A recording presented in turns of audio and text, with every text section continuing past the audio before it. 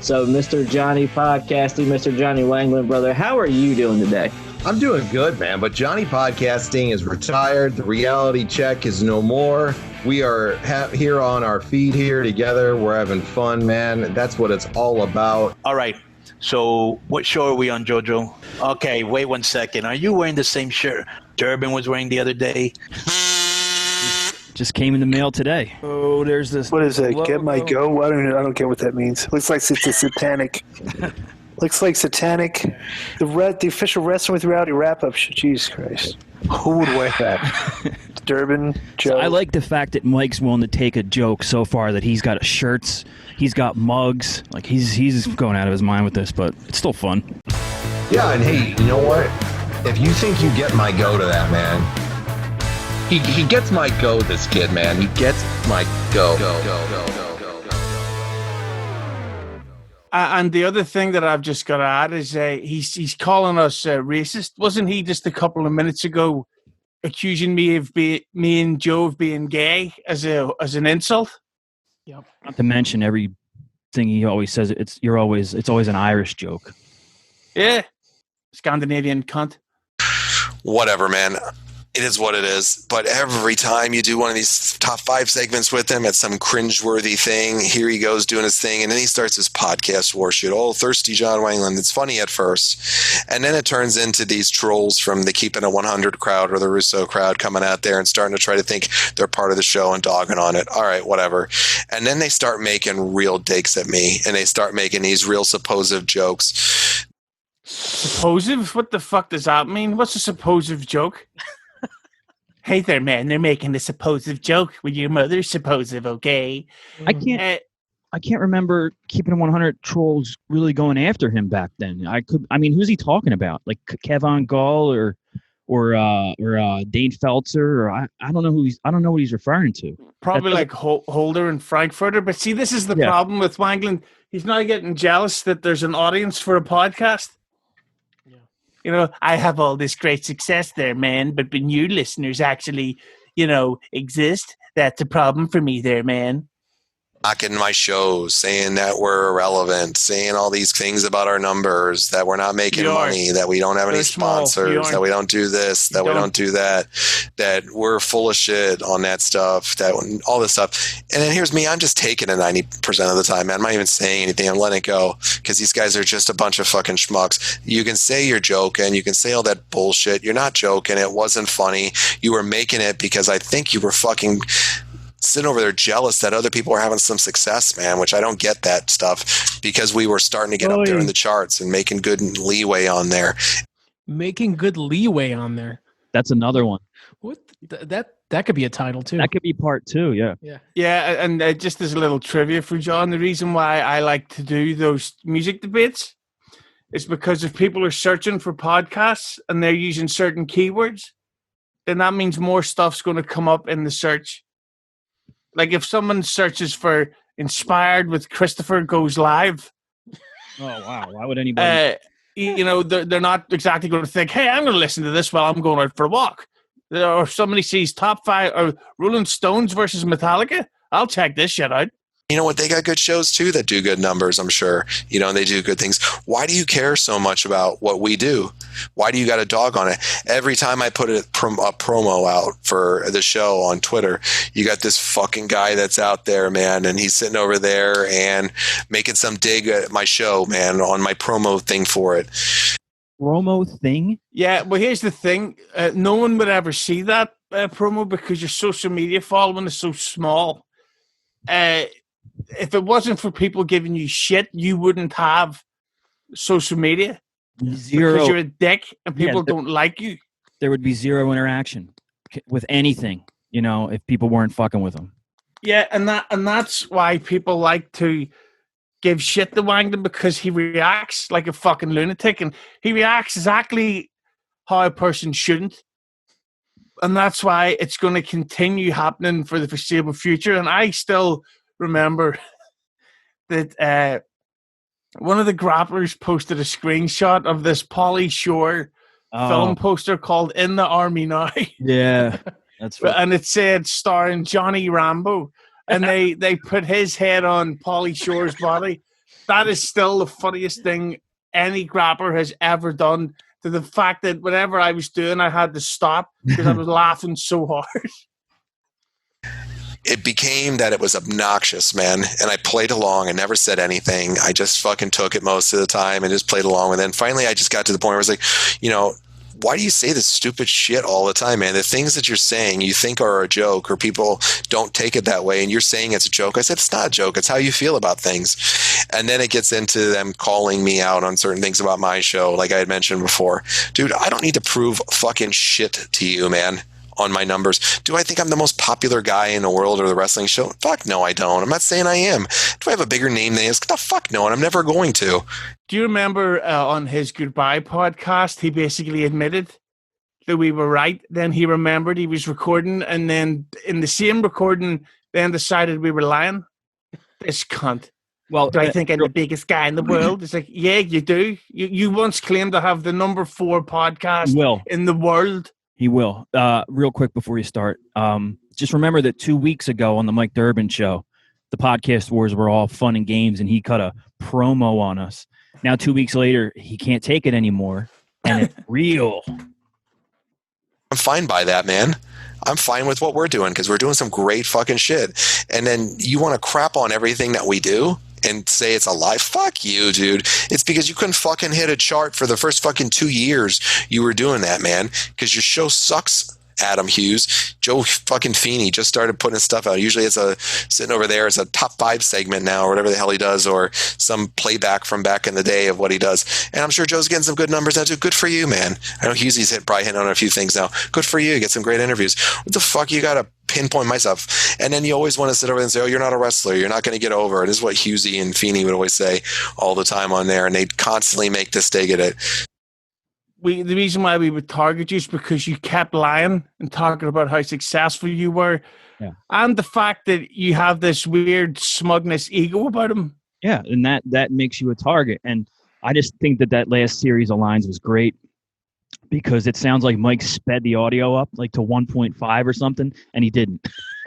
Yeah, I was just thinking that his speaking got really fast and erratic. Like you can tell he's starting to get really worked up right now. Oh, dude, this is like I love it. Yep. Dude, I don't need to fucking be a wrestler to get over. I don't need to have interviews on my show to get over. We have a great listening audience. We have a great core group of people that listen in the thousands every week, man. Nope. That was proven that it never happened. And by the way, how can you have more listeners than fucking followers? Why wouldn't they somehow then interact with you? Thousands of listeners. You can look at every show announcement that he posts on Twitter. He gets maybe 25 to 30 retweets because he uses those Pattern Family and Share a Show hashtags, but there's never any commentary on it. There's never any interaction like, hey, great show. I really like this part. Nothing. No commentary. It's solely retweets. That's it.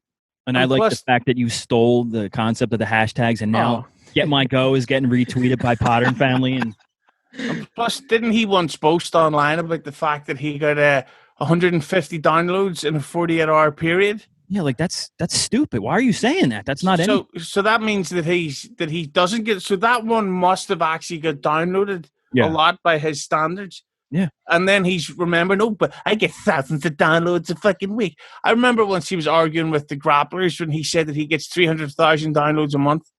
Oh. And we don't bring a lot of guests on because, you know what, I have enough confidence in my talent and what we can do on my show that we don't need that stuff all the time. That's not what I want to do. But why do you fucking care all the time about what's out there on me?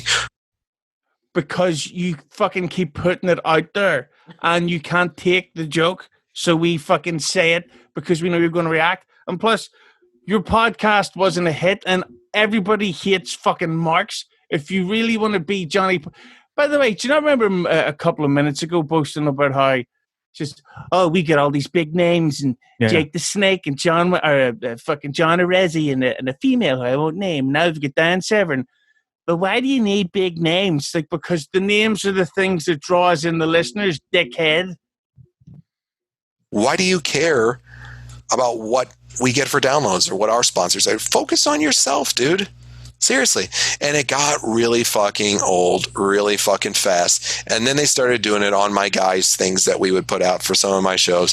Some of them didn't take too kindly for it. And then you got these guys saying, oh, no, we're just joking with you in private. Whatever. Okay, they'll laugh along. But it got old really fast, man. Really fucking fast with these two guys.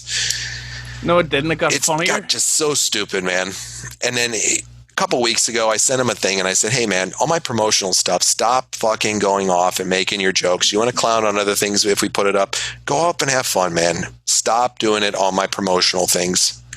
Don't do it on my promotional things. What the fuck is he talking about? He's talking about his Twitter page that had less than 1,000 followers at the time. Yeah. Now randomly they've all gone up from people like Jugdish and people like that. Yeah, strange. Yeah, John, we'll make fun of you all the time, and we're doing it for the foreseeable future because it's fucking hilarious, and so many people agree with us, and so few agree with you, apart from old Suicide King. We should call his podcast thing the Suicide Squad. Oh, dude, I'm going to make a graphic now, Suicide Squad. Yeah, because that's what it is. Fucking... Oh. Hey there, man. Don't be worrying about all the fucking numbers there, man. His voice annoys me. Yeah. He could tell me that, oh, hey, I've cured cancer. And I go, has it? He just has a fucking annoying voice. Don't do it on my promotional things there, man. Do you think he's humiliated to talk? Because clearly in the army, he was bullied and picked on. Has to be. They had to have made fun of him and says, what's up with the way he speaks? He talks like fucking a gay Quentin Tarantino. Yeah, can you imagine that's your drill sergeant trying to order you around and you're just like... Yeah, hit the showers, guys. He's like, no, there, man. No, I will not hit the showers. And you're never going to fucking make me, fat boy. This is a business to us too, folks. And we do have sponsors, and we make very good money off of our sponsors, and our smaller shows are starting to get sponsors in less than 6 months, and they are starting to make money now too. He did it again. He did it again because, and they are starting to get sponsors. Can you rewind that a bit? He goes, and they are starting to get sponsors. Yeah, I'll do it in post. Again, this was all. Come on. Again, this was all disproven. You got to be more on the ball here, Durband. I can't. Podbean doesn't have the 15-second arrow. It's hard to do in here. We have agreements with people have no idea about because it's none of their goddamn business, because it's none of your shit. But my people don't want to sit over there, and if people are looking to do projects with me and see some goof like Hughezy or Feeney or any of these other idiots out there on my thing fucking making goofy wisecracks and jokes and clogging my timeline up, I don't want it. Clogging your timeline up. If you go look at John Wangland's timeline, it's... every day there's roughly 45 to 50 retweets of him retweeting miscellaneous shit that has nothing to do with anything, but he retweets it because he wants to get the retweet from them in return. So don't fucking talk about clogging your timeline. Your timeline is the biggest fucking mess on Twitter. Mess. And notice that last year it was a business, and this year we're going to do it the right way, and it's just going to be about fun. That's what you say when you failed at a business. I sent it to them politely and respectfully to say to fucking knock it off. They didn't fucking... Feeney doesn't respond. You know, the other dipshit sits over there and will try to defend himself at first. And translation, I tell him to knock it off, which actually means I can't take this anymore. Yeah. You guys are outwitting me. You're just saying funny stuff that other people are reacting to, and I've got nothing. There's nothing I can say to respond that is on the same level. That's his problem. Yeah, 100%. It's all fun and games till I can't think of a comeback there, man. And, whatever. He'll lay off for a couple of days, and then he'll just start it up again, man. And these guys got to the point where they were harassing fucking everything and trolling everything. And like I said, this is a business. This is about making money. This is about capital. This is about doing this for something long-term because I love doing podcasts. I love podcasting. I love doing these things. Capital. And it all failed, and it all happened. I love podcasting. I love these things. He literally said things. Fuck, I wish you could rewind this. I love doing these things. He has the worst speaking voice of a human since Hitler. Him and Seth Rollins. Yeah, but at least Seth Rollins is in shape. Guys, man, they are just getting fucking old. They're getting redundant. It's the same silly shit they're doing every single fucking day, every week. They're not listening to anything. How many times has he said the same thing? Don't They're you getting hate it? old and redundant there, man. Don't you hate it when people get redundant? And I got to tell you what they're doing is redundant and getting old. And it's very old and redundant there, man. Oh, man. And it's just getting old, man, with these guys. And they don't listen. They got reported for their tweets. Ooh. And they didn't like it. They got knocked off of there. They got suspended from it for harassing people. And that's what it is, man. No, we didn't get fucking kicked off for harassing people. What happened was you reported our tweets as jokes. We said, don't get into a war of words with us because you just get buried, but you reported for threats of violence. Here's the thing, John. When you report a tweet, we get sent the reason why. Yeah. And it said threats of violence. You fucking claimed that you were threatened with violence because you're a fucking wimp. You're the worst soldier that's ever lived. I still can't believe he got into the army. That makes me worried for the army. If people like this girl can fucking get in. But then again, don't ask, don't tell. He probably went over there and worked in the fucking as a secretary and was bullied by a woman. That's what they were doing. They were harassing people. They were fucking stalking their page, and they were being obnoxious about it. And they had been asked privately a fucking 1,000 times to do it. So as soon as this knucklehead Hughezy gets this thing, and gets off his suspension, he sends me a text or a DM, and Twitter, and he says, "John, if you thought I was making a threat against you, I 100% apologize because I'm not that kind of guy at all. I'm very sorry that it came across that way." Which in turn, I accept his apology and I water under the bridge, man. It is what it is. Thank you, Hughezy. I'm tired of the harassment and the digs, bro. Then he fucking tried to shut me down again for a Bon Jovi joke. Yeah. Was that harassment too? Because I made fun of Bon Jovi. Like, as a person, I've tried mentioning it many times how I perceive this stuff. I appreciate the apology 100%, and it's done and it's over. The harassment from people and the trolls has gone overboard, and it has made me have to block them, which I don't like to block people, but I've had to start doing it because I don't want this shit on my page, and I don't want to do it. I'm trying to do my best at carving out my own path and shows and grow them, and it's counterproductive when people constantly troll and they make digs at me about that stuff. He doesn't know how Twitter works. No.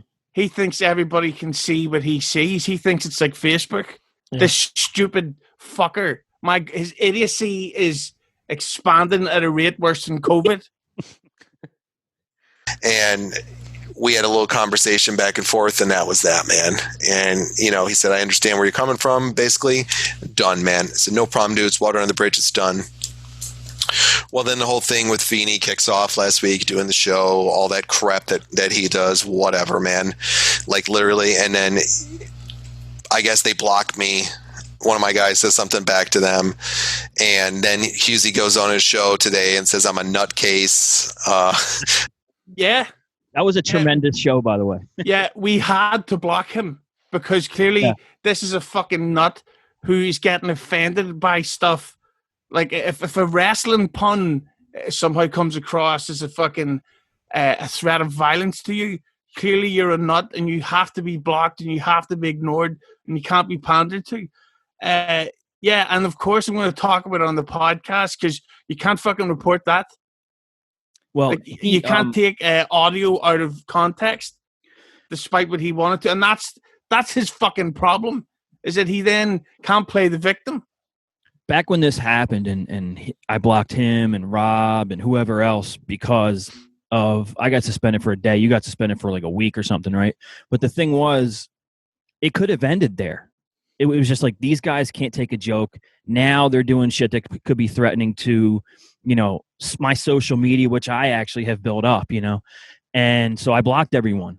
But the thing was, the blocking didn't stop it because then he would continue to talk shit on his shows and on his social media. The blocking could have been it, but John continued it for people like G Dan P. I can't even remember what his fucking name is. What's his HIV? What's his name? Alex? Something, I don't know. Does anyone know his first name? Isn't it listed? Gary saying, "Oh, you guys, you keep it, you harass this guy, you kept it going, and you won't give him a chance to respond." No, dude, when I blocked everyone, I was fucking done with it, and he kept it going on his fucking castrating the bros shit and whatever. So I wouldn't listen to this guy's shit. People told me to go listen to the first 5 minutes of it because it's funny. He's talking about you again. Okay, cool. Did you ever notice how it's always like, I was too busy there, man, and I have all these people told me, come listen to it. You got to hear it. He's so full of shit. As soon as the podcast came out, he jumped on it like it was an erect penis, and he had to hear what people had to say. The guy is addicted to his own name being mentioned. Yeah, which means he definitely listens and watches all these. But real quick, that's another copycat thing, because when you and I would say things like we have, moles and people telling us things that John said or sending it to us, we really did. But and do still. So now, and do still. So he's trying to be like, yeah, I have people. No, you didn't. You didn't, though. I'm a nutcase. I'm a lunatic. He always thought that I was a nice guy. Now I have a screw loose or whatever it is. I'm a liar, that my shows don't do shit or something that he says about that, like something like that on there. That I'm fucking delusional. That we tried to get him kicked off Twitter because of things. Dude, he got every opportunity in the world to stop it, and he wouldn't fucking stop it. And then he makes an apology, and then he wants to go up and fucking bury me, and then he wants to say that, none of the people on my network are making money, that they want to go send DMs to Joe Feeney to go with Joe, and that they think I'm a lunatic and a nutcase. Dude, no. Okay? You're fucking full of shit. And if what people a great did, comeback. By all means, man, fucking pull the proof out and show it, man. Wait a minute before you say something, Hughezy. Now, he said earlier that he wouldn't divulge who was talking shit about me because he's not that kind of guy. But we have to show him the proof. Well, I mean, how does that make sense? Maybe I don't want to divulge who was coming to us. And as you can see, one of your shows did come to my network eventually, which, what the fuck? And your other guy, what's Aussie guy's name? I always forget. Dean already by this point had enough of you. So, and I actually said something to Dean if he ever had his own concept to come to me, and he would have if he wanted to, if he had a concept, So that could have happened too. By the way, have you noticed all these things that he's offended by me saying were all proven correct? Everything he just listed, liar, delusional, it was all accurate. By the way, did you hear him then deny trying to get my Twitter shut down? No. That was one of the things that said you're trying to get, I heard it. Get my Twitter shut down. It's like, but then 2 minutes ago, he just said that he did it. Yeah. So he's probably drunk here or high, and he's on one of his rants with his dumb, boring, monotone voice. This is so dull to listen to. Jesus Christ. Go pull the proof out and show it. If not, shut the fuck up, man. Because if you can't fucking prove it, it shows you're a fucking liar and a fucking leech prove it all. And a fucking nutcase yourself, man. Because you're the fucking one that apologized for the way that you acted, and then you want to be a big tough guy afterwards, and you want to make bullshit like that up, man. Once again, let's preface this. I have my own sponsors. I have my own agreements for things. I make very good money on my network for my shows now and some of the bigger shows I'm doing. You want to call up my show with Dan Sever and say it's shit audio quality and people told you I know nothing about mixed martial arts. Brother, I train in mixed martial arts. I know mixed martial arts better than fucking you, Joe Feeney, and fucking all your guys on your network put together over there, man. Listen, where did you learn how to do MMA at the fucking Cheesecake Factory? The next 7 minutes is you can hear the revving up going on. It's fucking so good. And this is going to wind up being 3 parts, but whatever. I've studied that shit. I've watched. I've trained in it. I could fucking choke you out in 10 seconds in a fucking jiu-jitsu match if I wanted. John, choke me with what? Your dick down my throat, you rapist. Listen, if I ever fought him, I would go to jail for... But they put it like this. So he's a tough guy now. Yeah. Even though a couple of minutes ago, they were harassing me on my promotional pages there, man. I can't take the mean and nasty comments. But now, hey, man, I could kick your fucking I could hold you down and suck your dick and you couldn't do anything about it. So he reported you for violence and violent threats, but now he actually is threatening violence. Yeah, he sounds like the sisters from fucking Shawshank. Too. I mean, give me a fucking break, man. But if somebody said that, okay, sure, man. Dude, we got rave fucking reviews from everybody on our episodes with Dan Severn. If people didn't like it, then they don't have to listen, man. That's the beauty of life. If you don't like it, don't listen. You want to say my audio quality was shit? Dan's traveling to Australia, man. Okay, so I'm trying to get the best I can out of somebody that's in Australia. The audio quality sounded just fine, man. No, it didn't. It was fucking terrible. Yeah, how can somebody know that a podcast is really shit after it's been recorded. Like you have to listen to know that it's shit. And it did sound terrible. When we can hear the fucking checkout line, someone get handed in their coupons for the discount on their fucking bacon. The first couple episodes, and for the second episode, where there will be a little bit in audio quality different than what we're normally going to have. Yes, there's going to be, folks, because I'm getting a guy that's traveling to Australia and New Zealand, that's on in and out of a travel schedule, that's a celebrity, that's doing fucking competitions across the world. So it's going to happen, and we preface it on the show. But it still sounds great. It's still clear. You want to say I don't know anything about MMA, that Dan sounded bored. Dan Severn loves doing shows with me. Dan Severn is a great guy. He's a stand-up guy. He's not a piece of shit like you, you know. How's that show going now? We got Ray. Now here, one of the big back and forth fights at this time was things like that, where he would say, "We're getting rave reviews," and I know Hughezy would just go, "But where? Yeah. No one's interacting with the show on Twitter. Where I haven't seen one report. I haven't seen one. Hey, I can't wait for the next Reels guys. So where? What rave reviews in your head? Yeah, and plus, the fact that he advertised Don Fry for the podcast and never actually produced it means one thing. John Wangland is a failure at podcasting. Yep. He couldn't even do a simple thing such as record an interview or saying to Dan Severn, let me know when you're at home, not when you're in the fucking airport on the phone. The sound is shit with your laughable knowledge of, hey, Dan, what do you think of Scottish guy Conor McGregor? Do you think he's going to win the world title? Where's your show with Disco Inferno that you were telling me, Hughezy, that you guys were selling to the markets, man?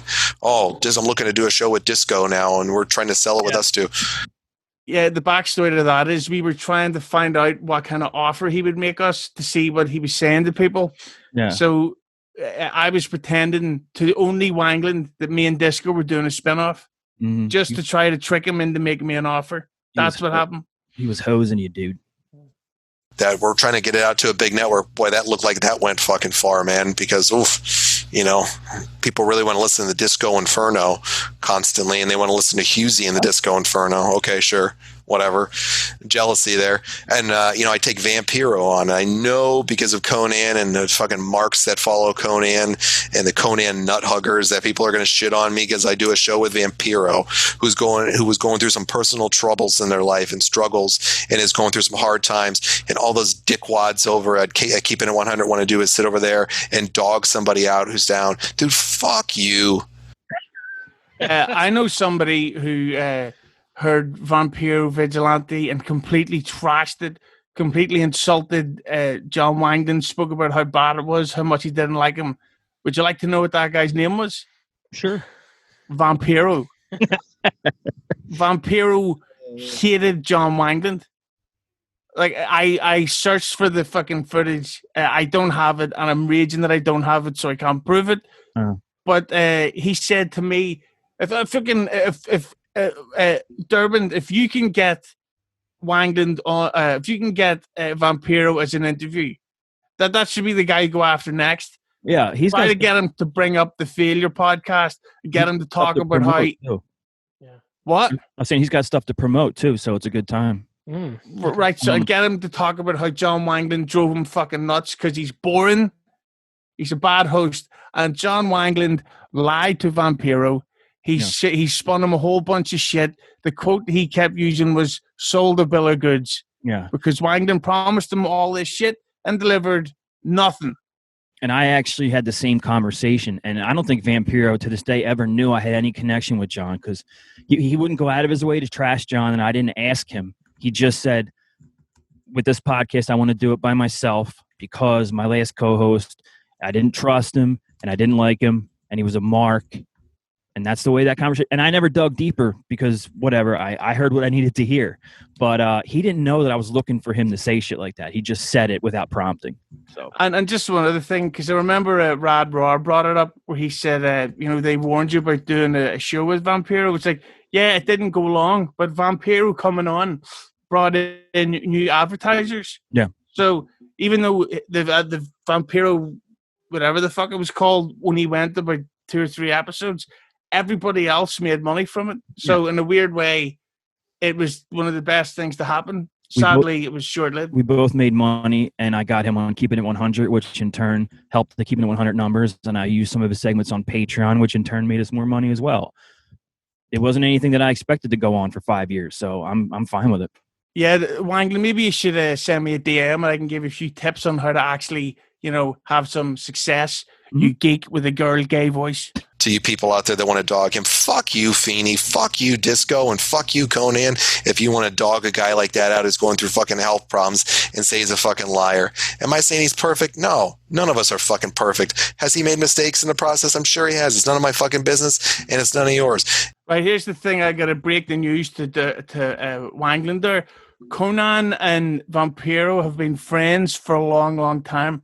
Yeah. When they make jokes, they're fucking busting balls, like how men do when they're hanging out. Or they're talking negatively about each other in public because there's always that chance that you could have a money match, a retirement match, whatever. Conan's talked about getting in shape and doing it. So it could happen someday. So if those guys are still shitting on each other, dude, it's probably a work. So just so you know, John. But this is the thing about this episode. Wangland has... I know I'm being old and redundant there, man. Redundant. But he's showing that he doesn't fucking get life. He's so unstreetwise. He's so unsocially aware.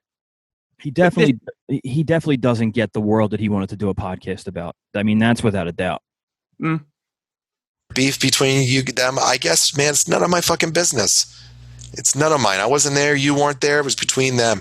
I'm sure they were both wrong in things that they did. That's what we do in human as lives. But if you guys knock on somebody's medical condition and their situation that they're in life, go fuck yourself, because that just shows what a fucking asshole you are.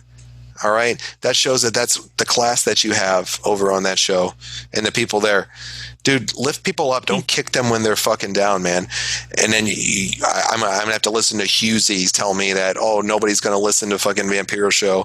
Well, Hughezy, I'm going to tell you, man, we hit number 155 on the fucking sports and recreation charts in the fucking United States there, man. So a lot of fucking people listen to that show, and a lot of more people tuned in for episode 2. The fucking show is doing just great, man. In fact, he gets fucking rave reviews from people, and Vampiro is a very respected guy by many people, too. Well, Wangland, I hate to break it to you there, man, but Vampiro thought you were a fucking terrible host. He hated doing the show with you, and he told me that the numbers were really bad. And I wish that we could find the episode where he is so bored and frustrated that he just hangs up. Yeah. Is that the one where Wangland pretended to have bad internet? So I think there's a bad connection there, man. Vampiro needs to get his internet set up, that kind of thing. Because John Wangland doesn't know how to edit a podcast, and he doesn't know that you should maybe take that stuff out. Yeah, and not include it. That was either their second to last episode or the last one. It might have been the last one. Yeah. And you don't have to listen to it. Don't fucking shit on Vamp's show and what he's doing and saying, nobody's going to listen. Dude, you're jealous. You're irrelevant too, man. And you don't want to listen to it. By all means, don't go ahead and say what you want. You want to make your digs. It shows what a petty piece of crap you are, because you got your head so far up Feeney's ass, man, 24/7, because you two morons share a fucking brain. All right.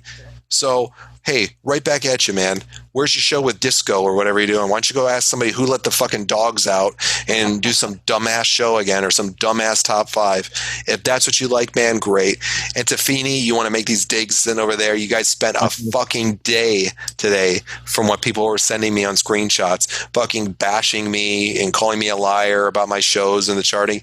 Brother, let's establish one thing right here real quick. My fucking show with Dan Summer did hit number 4 this weekend on the charts for wrestling, and fucking hit the charts at number 4. It's ranked in fucking 12 countries right now out there. It's done incredible. It's got incredible reviews. The second episode of The Realest Guys in the Room is coming out this week.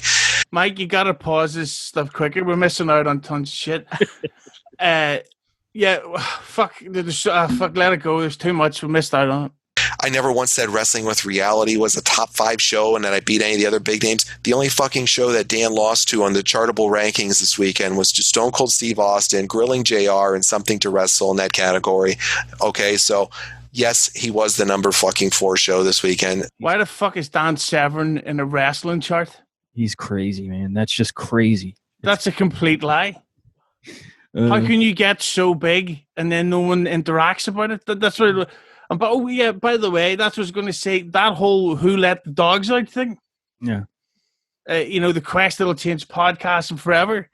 That helped me out massively. Yeah. That got me hundreds and hundreds of new followers, legitimate followers. So let me just the shows that are in the top 5 on the charts they do between 100 and 2,000 downloads. So what he's claiming is that the Dan Severn show with John Wanglund, who has 2,000 followers, and they didn't promote it anywhere like he said he was gonna. Somehow, no. He made an appearance on the Mike Durband show. Mike Durband, yeah. Somehow managed to just draw in 100,000 people by what accident? Stop, dude. That could have been the first time that he really paid for a lot on the click farms. If he paid for 40,000 downloads in a weekend, it would be on the charts.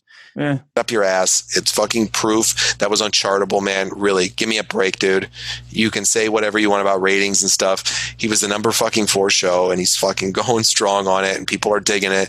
It just once again shows that you're fucking petty and you're jealous and you're a fucking clown, Feeney. Okay, you're a fucking clown and a worm, and you say what you want, man. I saw what you people were saying all day long, and you're laughable and you're pathetic, man. Okay, get out and go do something with your life, Feeney. And for all you that think he's going to stick around with you forever over there, wait till Joe gets one of his bipolar fucking meltdowns and goes out and hops in a car and drives across the country like he said he's going to do, and fucking leaves you all on a lurch, man, because that shit will happen. Mark my fucking words, man. He'll eventually. It's been 13 months. Yeah. I haven't gone anywhere yet, buddy. And I'm sorry that I want to take a vacation. But I would again, we've said this before, it is very interesting, isn't it, that a counselor, a mental health counselor, would make a comment like that. Yeah. Which because he's a fake fuck. He's terrible at his job. He's a terrible podcaster. I can't see him being a good soldier. I don't think that he's a fucking... what else is he's a minister as well? Oh, wow. Yeah. Please. They fucking leave he's you only all. a minister because he likes to fucking get on his knees in rooms full of men. Looking up at it. Just don't shoot it down my eyes, man. There, man. Is he doing stuff great with Conrad? Sure. Is he making some decent money? I'm sure they pay him good, man. Good for you, Joe. I hope you make money. I never hoped you didn't make money. Dude, you're laughable, man, that you guys spent a fucking day dogging and bashing on me. And you're fucking pathetic, man. And it really is funny. You guys have sat over there for months and made these barbs and these jokes, and you don't like it if somebody says something you don't want. You want to kiss Vince Russo's ass and Jeff Lane's ass and try to dog us out. Go right ahead, man, because you're never going to be anything more than a B-rated fucking human being and a fucking C-rated professional in whatever you do, man. And go tout your accomplishments. It's great, man. You produce Bischoff's show and edit them. You produce JR's. Those are great accomplishments, man. To start, to respond to that, I don't know when I became, or even Hughezy, or even Mike became the big Russo ass kisser. Like, what does that mean? Do I subscribe? I'm gonna do like John. I'm gonna ask myself questions and answer. Do I subscribe to the brand? Yes, I do. That doesn't matter, man. People are gonna do what they want to do in life, man. That's why I subscribe to that. Vince has always been nice to me. He's done my show. I get him on Conan shows. He reached out to me when my mom died and shit like that. I've said it before, but I don't know. I've never been a Russo sycophant, ass kisser, whatever. I don't know. I mean, that's not even close. You can call me a fucking Conan, fucking follower. I'm on his show, but I don't see what I had to do with Russo. So that's a little strange. And I would just like to say about any, bipolar breakdowns or whatever. I apologize that I had a tough year when I lost my mom, John. What the fuck? But Joe, why are you being so selfish? How come you're thinking about your mom when you could be thinking about wrestling with reality? Oh my God. But see, I think his problem with the Russo thing is he doesn't like the fact that all of us have done shows with Vince Russo where we can just talk and it's not all, hey, what about the super kicks and what about body slams and stuff. He's jealous of us and the fact that in his mind, at least, we're friends with Vince Russo. Because he assumes that everyone who podcasts with him is his friend. So he in turn thinks that it's the same with Russo. And yeah, I kind of am ish. We talk about music about every 3 months. There you go. Best buddies. Well, when your bipolar kicks in one day and you leave, man, what are you going to do then? You're going to go back to fucking working at the fucking cheesesteak house or whatever that you were doing before? Hang on there. You tell someone one time that you worked at a cheesesteak place when you were a teenager. What does that have to do with anything today, you fucking lunatic? Why don't you go back to Burger King then? What the fuck? Like, your insults blow. It's like I said on the one show. You give him any nugget of personal information, and he tries to use it. Like, that is so stupid. So fucking stupid. Oh, you mean I started working when I was 15 years old? Oh, man. Oh, God. But that's what he does. I think he keeps files on people. Sounds Like what's that guy, J. Edgar Hoover? By the way, what was the secrets about J. Edgar Hoover again? That he was secretly what? He was a cross-dresser. Oh, yeah. Well, anyway, it's funny we would mention that. But anyway, yeah, I think that much like J. Edgar Hoover, another thing that Wangland has in common with him is that he keeps files on people. Enemies list. And he like with Rad Rob, he clearly used that stuff about the arrest. Sucks. And was keeping it at the side so that eventually he could use it against them down the line, even before they had problems or fallouts. Because Wangland is fucked up that way. You're fucking laughable and pathetic, and you have to go and sit over there and engage with people like fucking Matt Kuhn and Hughezy and the grapplers to sit over there and try to get one and clown on me and some other trolls that want to follow you. All right, Matt Kuhn, I've given you shit, man, because of what a dirtbag of a human being that you are, and I could take if you give it back, man. If you say something, you know what? Like I said, I give it out, and I have to expect to get it sometimes. And you know what? I can't fault you if you don't like me, man. I've had you on my show. I put you over. You're a scumbag as a human being. I never want to do anything with you the way that you treated people afterwards. And you through your whole big-headed, egocentric bullshit is just what you are, Matt Kuhn. And I don't like you. I never will like you. I don't want to do anything with you. I enjoy watching you flounder in that shit show of yours, total disengagement or whatever the hell you want to call it. You got a golden goose handed to you. You have your head so far up Conrad Thompson's ass that you fucking found out what he had for breakfast yesterday. You copy every one of his ideas. Original line. He's right so far. I can't disagree with him yet. And an egomaniac and a completely fucking tripolar, manic depressive nutcase, dude. You're an AEW ass kisser that wants to be Conrad Thompson in the worst way. Yep. You want to be relevant to anybody in wrestling. You want to be relevant to anything. And you want to join in on there and make Dake saying I don't get 700 downloads a week. Brother, fuck you, man. Brother. I pull more downloads than you ever will pull. Okay? It's not. Well, that's not true, because one of the things Kuhn has is, now, to be honest, I have listened to his show once. He does have an audience. No, it doesn't exist anymore, I don't think. Again. Or should I say did. He has people like Conrad and Bruce and Tony Schiavone and all that who plugged his show every episode, and they would retweet and stuff when the new episodes were released. So whether you like Kuhn or not, he did have people listening to his show, and his show was on the charts. Whether John likes it or not as well. While John really went back to square one and has nothing left in this industry, whatever you want to call it, Matt still makes money off it. So he's beaten you, whether people don't like him or not. He's still a bigger success than you, John, by a lot. So his plan worked. He stayed in. He made friends with the right people, and it worked for him in the future. Wangland is furious with jealousy because this is what he wanted to do. But what's he doing now? He's talking about Impact with Sonny Salem. I wish he'd go on that show. They've never done anything with her. Nobody. I want to go back and listen to the historic podcast that actually included John Wangland, Matt Kuhn, and Mike Durband at the same time. Oh God, that was awful. And you have the MLW network that you're on and the other things that you got handed to you, okay? And if you're successful in your show, great, man.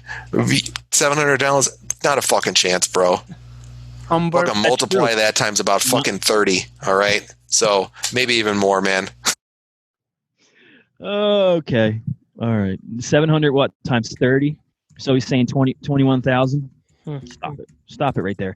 Yeah, not a chance that you get 700 downloads. That's right, dude. Not a chance that you got 400 downloads per show, and you know it. Come on. Matt Kuhn, you're a douchebag, man. You've been a douchebag. You're going to be a douchebag tomorrow. go out there, kiss Conrad Thompson's ass a little bit more, and go out there and find out what he had for fucking breakfast last week with your head up his ass. Maybe you'll get an idea to do some other show that you'll fucking... He's repeating himself again from a line that he just stole. Like, this guy is... Can you imagine having to go out drinking with him? Because you have this weird thing. Wangden wouldn't understand it. It's called when you socialize. Yeah. And you have friends over and you drink and you do this crazy stuff like, you know, play music and talk about, oh, I'd love to go see Metallica live. I want to go see this band or whatever. And you talk and you interact and you make jokes. I love this because it was blah, blah, blah. You kiss Conrad's ass. And then just around this time, he was trying to get on Podcast Row for StarCast 2 or whatever. He tweeted about it to Conrad about trying to get on the on Podcast. Funnily enough, just remembering it, when I was interviewed Matt Kuhn in my episode, which is available on iTunes and Spreaker, we spoke off mic about Wangland, and Kuhn told me that he spoke to Conrad about it. about him, sorry, and had him down. Yeah, and apparently one of the grapplers, I don't know if it's one of the current 3 or one of the ex-grapplers, is pretty tight with Conrad too. Oh, wow. And they had also said to him, you know, you got to watch this fucking guy. Don't do business with him there, man. Fuck, he's such an annoying voice. It really, it's the thing. We've been listening to this podcast for over an hour. Yeah, 2 hours. I still can't understand why he's so annoying. Bomb yourself out on because nobody wants to work with you because you're a dickhead. Okay, so hey, pipe bomb there, Matt Kuhn. Once again, go kiss off, man. You want to join in on the conversation, and then you guys want to pander to the grapplers, dude. Seriously, that's how low you're stooping, man. The fucking grapplers Kuhn it worse than anybody. Yeah, I don't even know what that means. Yeah, what's he actually saying? If he thinks the Kuhn's him, if the grapplers are getting mental. Well, he is man, mental. Literally. And you know what? They got pissed off at one of my guys this weekend, and one of my guys barbed at them, and you know what? One of my guys barbed at them. That's on them. They barbed back at him. They did what they always do. They go up in a fucking gang mentality because they're a bunch of candy asses that hide behind a mask and don't want to tell anybody who they are and whatever. Dude, it is what it is, man. That person in my network that made it to him, that's on them. They put it under one of my comments, and then people want to start attacking at me again. Have I made barbs at them a million times? Absolutely, man, I have. And I'll admit to it that I have. Then they get to respond. Like if you insult somebody, Wangland, they're allowed to respond. That's part of the rule. You can't just give it and not get it back. It's like if 2 men are having sex in the showers at the army barracks, you know, one gives, then the other receives, and then back. Do you understand? Yeah. And the guy giving, he could at least give you a reach around, you know, a nice little. Yeah, a lot of courtesy there, man. We had a little fallout there months ago. Have I done it? Very infrequently, but a few times here and there I have. Gotcha. I can take a receipt once again. If I give something out, I can take a receipt. Okay? I can take a receipt. Can he take a receipt? I mean, all the evidence to the contrary. But does he think that they're candy asses? Does he think that? Does he think that Matt Kuhn has his head so far up Conrad's ass he can tell what he had for breakfast there, man? Grappler 7 and I had a private conversation in our football league chat the other night with another guy, and I understand where he's coming from. He understands where I'm coming from, and I'm not going to rehash the whole situation. I'm not going to say anything bad about Grappler 7. I don't give a shit about Grappler 10. I blocked all the grapplers, with the exception of 7, who I unblocked, so we can still communicate in our fantasy chat with the whole chat because it knocks it all out. I was going to say about the whole DM conversation thing. When I said to Wangland about apologizing about the threat, that was because I was trying to protect my Twitter account, because this fucking guy is clearly a nut job who decides to get offended by jokes as threats of violence, right? I was trying to sort of stay on his good side. Yeah. Then I realized, no, actually, I don't give a fuck. I'm going to block him, and then I'm never going to stop. This must have been before he went to the lengths of basically getting all those guys thrown off Twitter. So whatever he's saying here has to be taken with a grain of salt. because it wasn't too long after that. It was before October, right? When they all got the old bootski. It's weird how many of his stories revolve around the other person apologizing to him privately with no proof.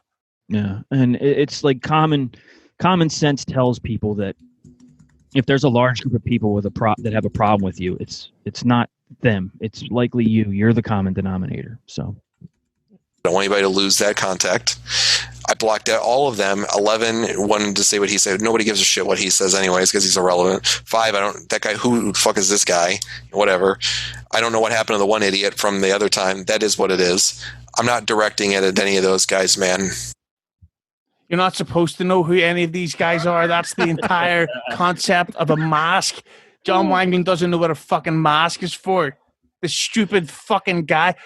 There's no way he was allowed to hold a gun. This is Private Pile. So I'm going to say right now, I'm not directing it at 7, 8, 9, 5, 11, 10, whatever the fuck those guys are. That's them. I hashed it out with 7. Told him what I feel. He told me what he feels. I can see his side of things with one of the guys taking a barb at him. And I've said that to that person. And you know what? It is what it is. Okay. That's none of my business. I wasn't. So this whole podcast is about how everybody doesn't like him. Dude, and you have to remember, we started at 37 or whatever minutes in, 27. So the previous half hour was all about how Russo and Lane had done him wrong and they're pieces of shit. Yeah, but I find this so fascinating that, like, for one person to have so many feuds going on at the same time, at what point does it sort of maybe sink in that he's the problem? Involved in it. It was put on my thing, and then these guys wanted to attack me. The one I will address is that moronic idiot 6. This guy spent a whole day bashing on me today, calling me Little Johnny or some shit and making fun of Rob Sweaty. Dude, 6, you are a fucking clown, man. You are a clown. You want to listen and you want to pander along with Feeney. Dude, you guys haven't made a goddamn video on how long. You haven't done anything. You are a Russo suck ass that kisses his ass in Lane. You guys sit over there and live, eat, and breathe, and sleep for the rub that he gives you. Dude, you don't know shit about shit, man. Stay in your lane over there. Why wouldn't they want a rub from Vince Russo? And John, that made his life his rub from Vince Russo. So yeah, it would make my honor, man, if you would have me as a guest there, man, Jeff. But yeah, so basically his problem with the grapplers is that they were able to do what John Wangland wasn't, and that's befriend his hero. Well, Vince Russo thinks John Wangland's a dick. I mean, we all know that. Mm-hmm. Like, he does think you're a dick. Fuck it. What's the guy's Will Russo? Really doesn't like Wangland. Like, I think he wants to beat the shit out of John. Love to see. Because like, if someone's going to talk about your dad like that in a party, it's like, no, that's not a joke. And if you think that Will Russo hasn't told Vince about how much of a fucking dangerous mark you are, you're such a shithead. You're lonely. You're alone. You have nobody. Everyone abandons you. You're stuck with people because that's all you've got left. Fucking Chris Martin isn't there because he's a success. Chris Martin is there because he's the last one. I was going to say, anyone who he references on this as, you know, on his side, or like he referenced Rob and he said something about Mike earlier, like even the people he wasn't enemies with at the time, they're, you know, and not enemies now, whatever, but, you know, they're not on his side anymore.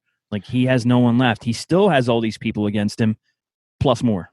Yeah, I mean, we haven't even spoken about the fact that Durband's shirt that he's wearing. Yeah, I mean, I wish those were for sale, man.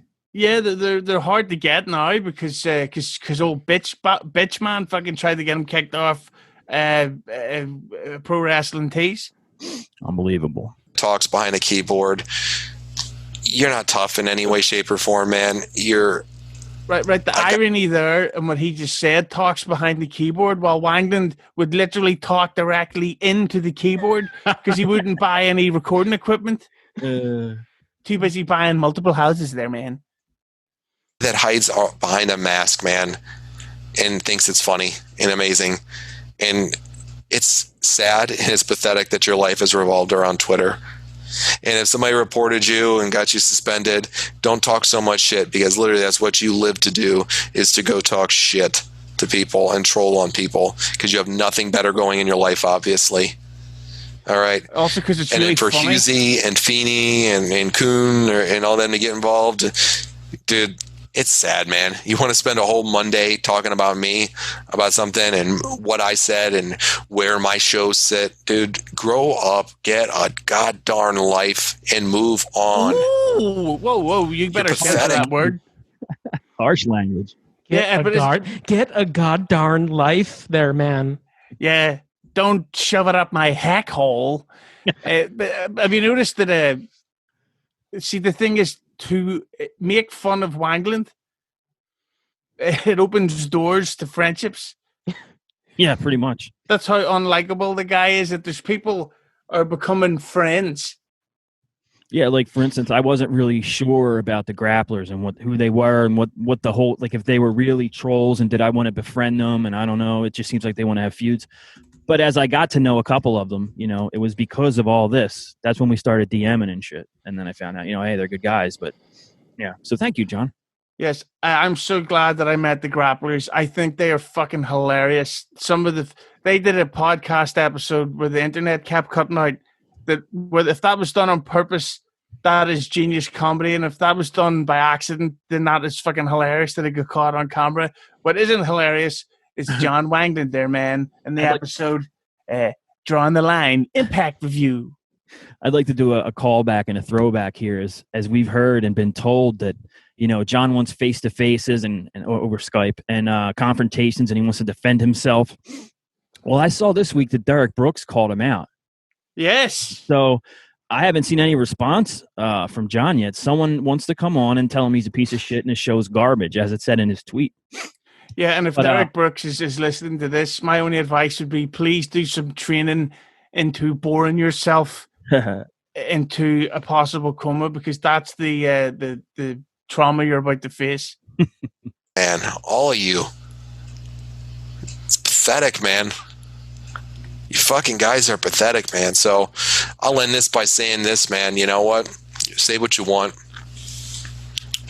Do what you got to do. I'm not going to talk about it anymore. I don't want to talk about it anymore. Will I have a little fun in the future with some parodies and stuff? You damn right I'm going to.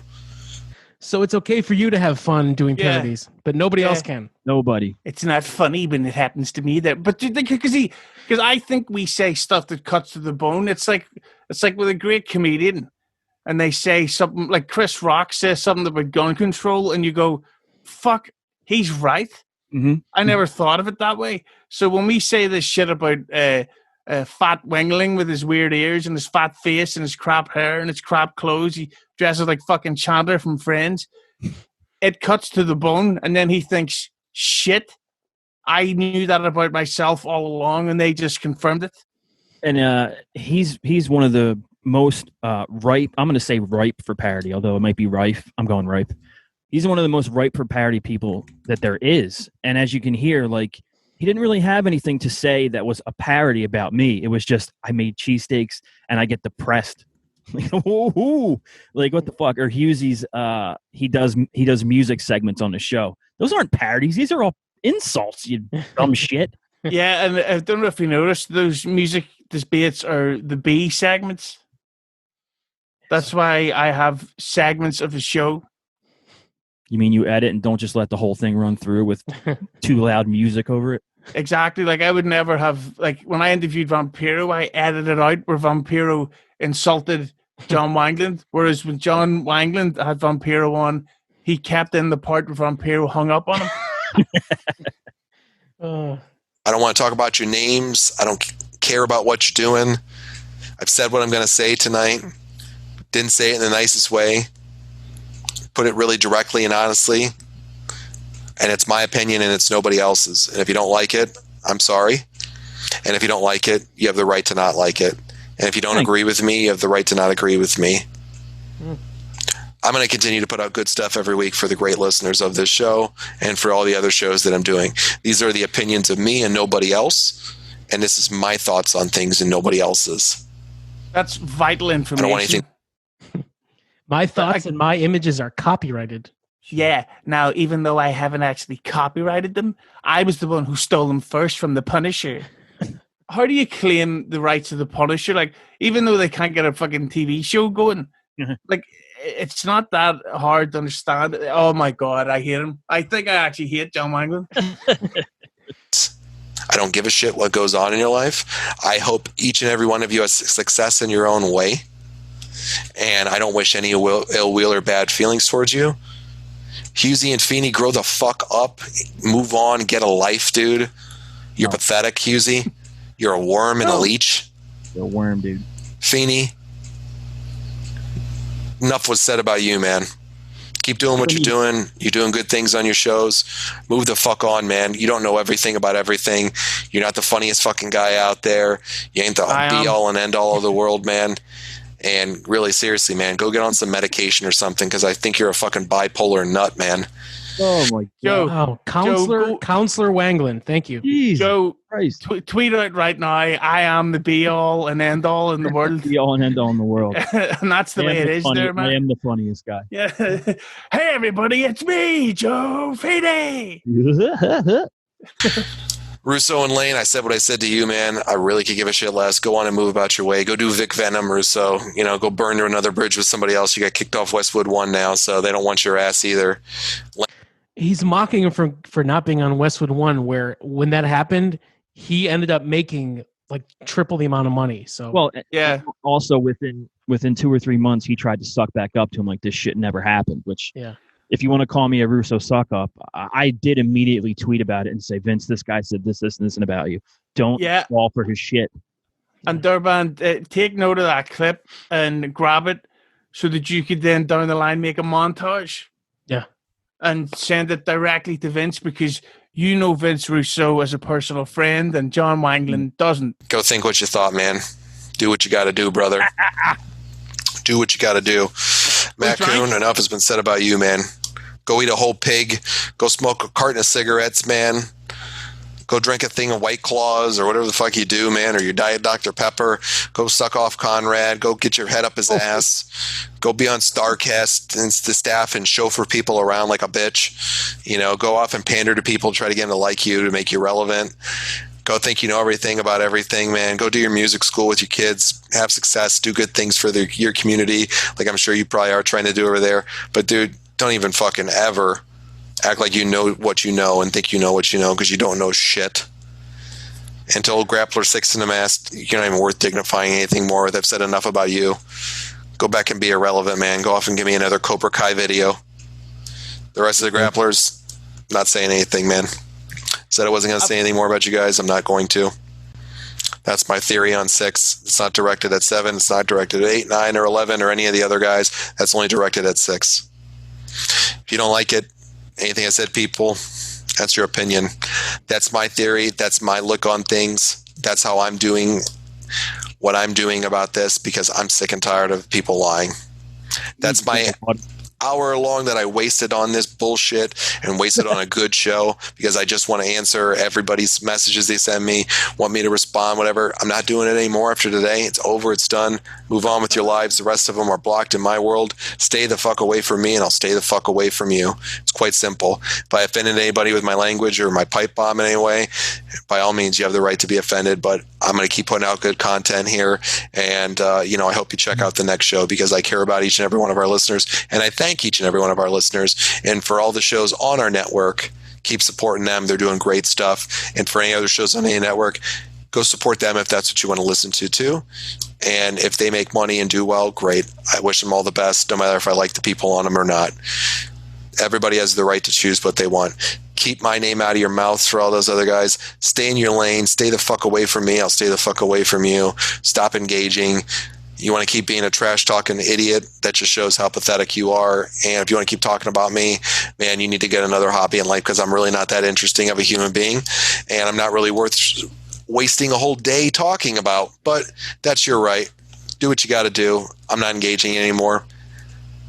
Go stick this middle finger up where the sun don't shine. And that's that. I hate negativity and I hate the bullshit. I don't want to do a show like this again. I want to have fun. I want to keep doing what we're doing. And that's that. All right, folks. Appreciate your time tonight. Appreciate your listening. Have a great night. Up there. And I will check you guys back out again this week. That was it's funny because, we've done so many pause, stop, and comment it. But that last 2 minutes, like we all just sat and just listened because it was so fucking like, just what a ramble that was. Just holy shit, dude. He truly is the worst podcaster ever. Like, look at him. Yeah, you should, like, if we could take a picture of that, like he's on the show, that would be so great. Yeah. Oh, yeah. I'll duck down and put the mic in the way. I already got that. I already got a screenshot. Hold on. Let me get one. There you go. You're joined with Jonny Podcasting. That's great. All right. How about that? Oh, that's phenomenal. Oh, Face to face at last. Yeah. Face off there, man. I said it was going to be a marathon. It was a marathon, but I mean, I don't think there's anything. There's a gem every minute, so it's hard to cut in between things. The only thing that kind of was whatever was who gives a shit about the Radigan stuff because it's so old. But I'm going to start sending his stuff to a lot of my YouTube review, podcast review people like Revenge of the Sis and stuff like that. That tear his show apart. He's one of the worst fucking, like, he may be the worst podcast host in the world. Like, he's unusually dull. See, I was always so focused on the lies and stuff that I never stopped to analyze whether or not he was any good. And when Dean said it when he was on a few weeks ago, he was like, he shouldn't host a podcast. He can't do it. And I was like, yeah, wait, he stinks. Like, oh shit, you're right. He's like a repetitive drunk guy. You know, when you think, oh, fuck, I can't stand listening to this person. Like, hey, I never tell about the time when I was at work and the guy said the things like, yeah, you just told me before you started drinking. You know what's funny? It's like, all right, we just banged out 2.5 hours on this. But what's even funnier is we're already going, damn, we still got to do the interview with Hambone. We still have to do the one with Seven. We still have to do the shit that Mike found from Inspired. Like, it's never ending. Yeah. Yeah. Fucking then we've got to do, have we done his actual appearance on Castrating the Marks? Yeah. Oh, fuck. Yeah, did we do that without you? Yeah. Well, fuck you. That was like we can, you know what? If we ever finish everything, we can go back and do that with Hughezy. Oh, of course. A redux. Yeah, redo. Phenomenal. All right. Well, everybody, thank you so much for watching. We appreciate you. If you want to get a T-shirt like the one I'm wearing right now, unfortunately, you cannot get them at Pro Wrestling Tees because somebody's feelings were hurt. Yeah. So if you want one, DM me, and I found an alternative way to get these printed. Derek Brooks has one in the mail. Chris Karam has one in the mail. Joe Feeney will be getting his on Monday in the mail. High quality. It's got a great logo. It's not trademarked, no matter what anybody claims. Can't do that. You can't trademark Marvel's property. Come on, John. Fucking lunatic. Come on, John. The coffee mug is on its way. I can't wait to drink out of that. So, final thoughts. This was like I was waiting for this, and I knew it was a lot to do. But every week, I was like, I can't wait to get to this one. I can't wait to get this because I always remembered you're bipolar. Got to get that out there because he's Mr. Sensitive Counselor. And then I always thought that him saying he could choke out Hughezy in 10 seconds was amusing. I remember when I first listened to this. Believe it or not, I was sitting in my basement in this chair and I was doing something else, but I had it playing on my phone on my desk and I was laughing like every 10 seconds so hard. Like, this guy is fucking out of his mind. This is a good one. Now there's other greats and the hits will keep on coming, but this was a good one. And I'm assuming as we wrap it here, it's going to be in multiple parts. So you just heard the final part and there's more to come. Hughezy, final thoughts, like Jerry Springer. I think that he is clearly got mental problems, like not even jokingly, like there's something wrong with him. And you both heard that before, or like you listened to a little, or was that the first time you heard it? The only episode, the last time I listened to his show was the time he interviewed Dan Severn for the first time, and it was so. But there's clearly something wrong with him. He's obsessed. He's a liar, and even though obviously this was recorded way before. He admitted to, he got caught out. Yeah. It's just unbelievable how much he would keep the lie going. And the scary thing is that he's an adult and is in these jobs like counseling to help others. That's not okay. He needs fucking help. Brother, fuck you, man. So there is a national suicide hotline. which I swear to God, I sound like a complete moron right now because I cannot think of the phone number. But please Google it, the suicide hotline number. There are people that you can talk to if you're feeling sad, suicidal, and you need help. 1-800-273-8255. There you go, the National Suicide Hotline. So please step up, speak out.